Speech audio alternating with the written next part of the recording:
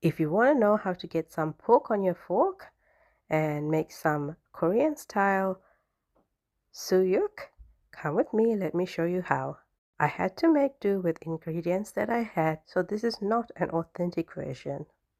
This leg of pork is the cheapest cut of pork per unit price that you can get, and it's very good value. I'm going to remove the packaging and strings, and I'm just going to slice it up into rounds. Half of it I will freeze and half will work with. So now I'm just gonna cut up this big slab of pork, and I will just wrap it up in individual portions because the big one is too much for me. And we'll be making the boiled pork with just that small bit.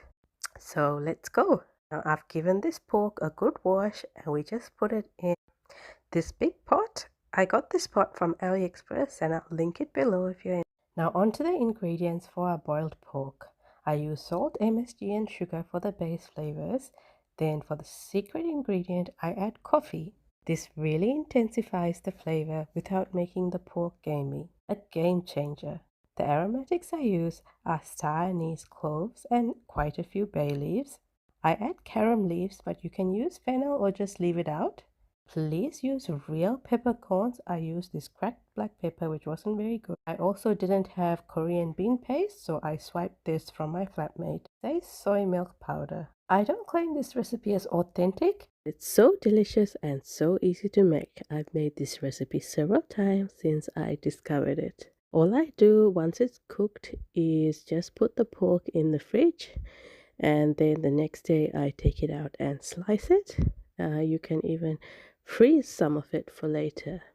It makes a great keto or carnivore meal, but what I really like is the viral cabbage recipe that's going around. I love eating this with cabbage and rice.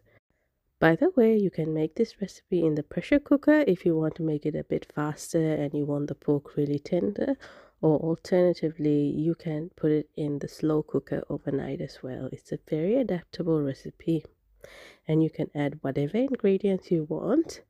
The pork comes out very flavorful, but it's a mild flavor that pairs well with almost any other dish. Once you've added the ingredients, all you've got to do is add some water and bring it to. So now I'm adding 3 cups of water, which wasn't quite enough. So I added 2 to 3 cups more. So altogether about 5 cups. The pork doesn't need to be completely submerged in the water. You can always just flip it halfway. Now all we need to do is bring this to a boil, and when it does, we lower the heat to a simmer and let it simmer for 40 minutes to an hour. Don't waste that broth, it is delicious. It's great for soups, great as stock, and you can cook your noodles or even your rice in it.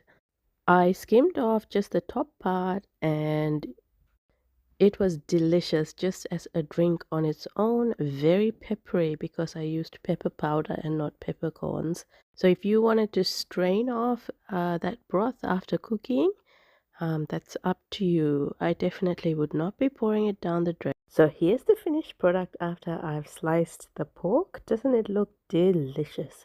It tasted amazing, and hope you give this recipe a go. Like and subscribe for more videos, and please check out all my other shorts on my channel.